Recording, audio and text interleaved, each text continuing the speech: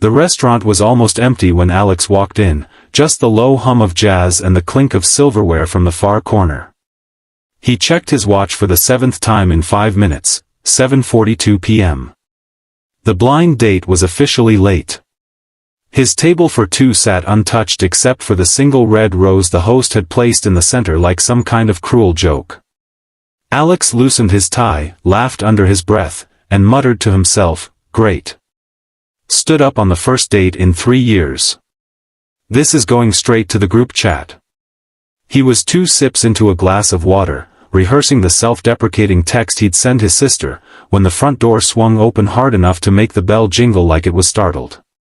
A little girl marched in, no coat, cheeks pink from the November wind, dark curls bouncing with every determined step. She couldn't have been more than 6. She scanned the room like a tiny general, spotted Alex, and made a beeline for his table. She stopped right in front of him, hands on hips. "Are you Alex?" He blinked. Yeah." The girl gave a single, satisfied nod. "Good. My mommy's sorry she's late. She said to tell you she'll be here in 7 minutes because the babysitter got stuck in traffic and then I threw up in the car and it was super gross but mostly on the blanket, not the seat, so don't worry." Alex's brain short-circuited. He looked past her, half expecting a hidden camera crew. None appeared. The little girl just stood there, rocking back and forth on her heels, waiting for a response like she delivered the weather report. He managed, "Okay, and you are?" "I'm Lily," she announced, as if the name explained everything. Then, without invitation, she climbed into the opposite chair, folded her arms on the table, and rested her chin on them. "Mommy said you're a firefighter. Do you have the big red truck?" "Sometimes," Alex said carefully. "When I'm at work." Lily's eyes went wide. "Do you slide down the pole?" "Every chance I get." She grinned so big he saw the gap where a front tooth used to be. "Cool." The waiter approached, clearly unsure whether to offer a kid's menu or call security. Alex waved him off with what he hoped looked like confidence. Lily swung her legs under the table, kicking the air, studying him like he was a zoo exhibit. "So, Alex tried, your mom set this up?" "Yup. Aunt Jenna made her join the dating app because mommy says she's perfectly fine being alone forever, thank you very much, but Aunt Jenna says that's ridiculous because mommy laughs at dog videos at 2 a.m. and nobody should do that alone." Lily delivered the entire sentence without taking a breath. Alex snorted so hard he almost choked on his water. "Fair point." Lily tilted her head. "Do you laugh at dog videos?" "Only the ones where they fall off couches." She nodded approvingly. "Good answer." At exactly 7:49, the door opened again, this time slower, apologetic. A woman stepped in, wind-blown auburn hair escaping a messy bun, coat half-buttoned, cheeks flushed the same shade as her daughter's. She spotted them instantly and froze, one hand still on the door handle, eyes wide with something between panic and wonder. Alex felt the air leave his lungs. She was beautiful, not in the polished Instagram way he'd half expected from the 3 carefully chosen photos Jenna had shown him, but in the exhausted, human way that made his chest tighten. She mouthed "I'm so sorry" across the room, then hurried over. "Lily Rose Harper, you were supposed to wait in the car with Mrs. Delgado." Lily shrugged. Mrs. Delgado was on the phone yelling at her husband about lasagna. It was boring. Also, I wanted to meet the firefighter.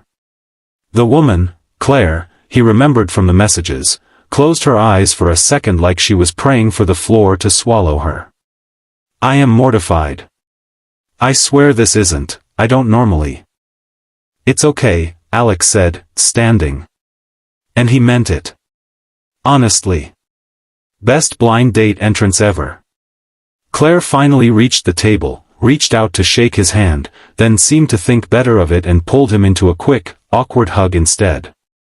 She smelled like vanilla and dryer sheets and faint traces of children's Tylenol.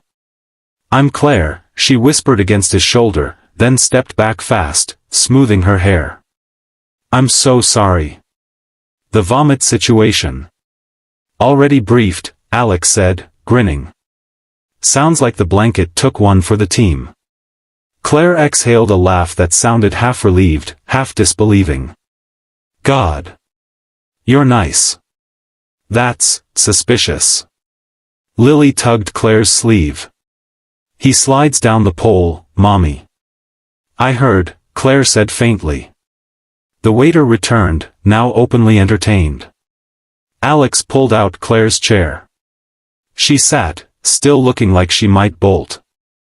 Lily commandeered the crayon someone had magically produced and began drawing what she announced was Alex's fire truck with a unicorn on it because why not? Claire watched her daughter for a moment, then turned to Alex. "I almost canceled tonight. Like, 6 times. I kept thinking, what am I doing? I have a kid, and a mortgage, and a job that makes me cry in the supply closet at least twice a month. The last time I went on a date was Obama's first term." Alex laughed. "I haven't been on one since my dog died 2 years ago and I decided relationships were too hard." Claire's face softened. "I'm sorry about your dog." "Thanks. He was a good boy. Terrible taste in chew toys." They smiled at each other, small, careful, like people testing whether the ice would hold. Claire continued, voice lower, "Jenna basically ambushed me into this. She stole my phone, made the profile, chose the pictures, including one of me asleep on the couch with marker on my face courtesy of this artist here." She tipped her head toward Lily, who was adding flames, pink ones, to the fire truck. Alex leaned forward. "For what it's worth, Jenna told me you were smart, funny, and terrifyingly competent. She forgot to mention gorgeous, but I'm not mad about the surprise." Claire's cheeks went scarlet. She hid behind her water glass. Lily looked up. "Mommy's face is doing the tomato thing." "Thank you, sweetheart," Claire muttered. The evening unspooled like something out of a movie neither of them believed in anymore. They ordered chicken nuggets for Lily because of course, steak for Alex, salmon for Claire, and talked. Not the polished first date small talk, but the real stuff that usually waited for date 5 or 6, if it ever came at all.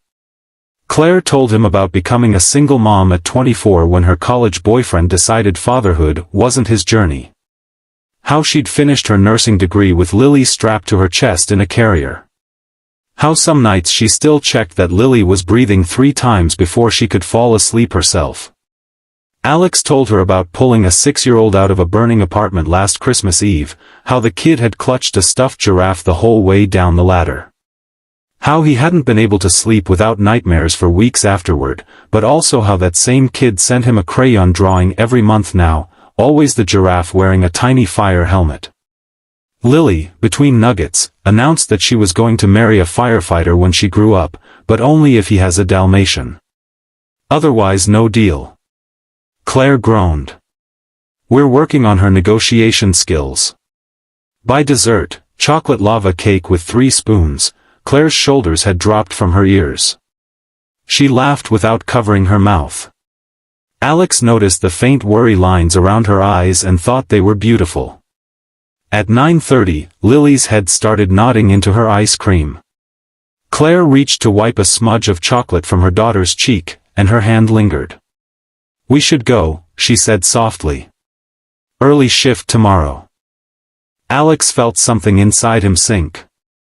He paid the check before Claire could protest, then walked them to the door. The cold hit them like a slap. Claire wrestled Lily into her coat while the little girl protested that she wasn't even tired. "See, watch me count to 100 by 5s. Claire met Alex's eyes over Lily's head. Tonight was, she searched for the word. Unexpected, he supplied. Perfect, she corrected, voice barely above the wind. Terrifying, but perfect. Lily yawned so big her whole body shook, then reached up and grabbed Alex's hand. "You have to carry me to the car. Mommy's arms are spaghetti from work." Claire started to object, but Alex was already scooping Lily up. She weighed almost nothing, all elbows and warmth, and promptly nestled her head under his chin like she'd known him forever. Claire watched them, eyes shining in the streetlight. "She doesn't do that," she whispered. "With anyone." They walked to Claire's battered minivan. Alex buckled Lily into her car seat while Claire hovered, half protective, half awed. When he straightened, Claire was closer than he expected. "I don't know how to do this," she said. "Second first dates. Letting someone in. I'm really bad at it." "Same," Alex admitted. "But I know how to climb ladders in burning buildings, so maybe we balance each other out." She laughed once, shaky. Then, before she could overthink it, she rose on her toes and kissed him, quick, soft, tasting like chocolate and possibility. When she pulled back, her eyes were wide, like she'd surprised herself. Alex touched his lips. "So, second date?" Claire smiled, the first full, unguarded one of the night. "Only if you bring the fire truck." "Deal. Unicorn included?" "Obviously." Lily's sleepy voice floated from the back seat. "Tell him about the tooth fairy money, Mommy." Claire groaned. "Go to sleep, baby." Alex leaned down to the open door. "Night, Captain Lily." Lily gave him a tiny salute with a chocolate-covered hand. "Night, Firefighter Alex. Don't forget the Dalmatian." Claire closed the door, then turned to him one last time. "Thank you," she said. "For not running when a 6-year-old ambushed you. Thank you for trusting me with her. Even for 5 minutes." Claire bit her lip, then pulled out her phone. "Give me your number. For real this time. No Jenna middleman." They exchanged numbers under the streetlight while snow started to fall, soft, slow flakes that caught in Claire's hair like stars. As her taillights disappeared around the corner, Alex stood in the cold long after they were gone, grinning like an idiot at the empty street. He didn't know then that 6 months later Lily would call him Alex's dad for the first time by accident and then refuse to call him anything else. He didn't know that Claire would fall asleep on his couch during their third date and he'd carry her to bed and sleep in the armchair just to be near her. He didn't know about the panic attacks Claire still had sometimes at 3 a.m., or the way Alex would hold her until they passed, whispering that she was safe. They both were. He didn't know about the night the station got a call for a cardiac arrest, Claire's hospital, 3rd floor, and how he'd sprinted through corridors until he found her doing CPR on a 17-year-old kid, tears streaming down her face but her hands never faltering. How he'd taken over compressions without a word and together they'd brought the boy back. He didn't know about the quiet Saturday when Lily would lose her second front tooth and insist Alex be the one to put it under her pillow because he's better at magic. He didn't know that a year and a half later, on a rainy Tuesday, he'd be waiting in that same restaurant, same table, same red rose, only this time on one knee when they walked in, Lily holding a sign that said, "Mommy, will you marry my best friend?" But standing there in the snow that night, phone buzzing with Claire's first text, a simple heart emoji and the words, "We're home safe.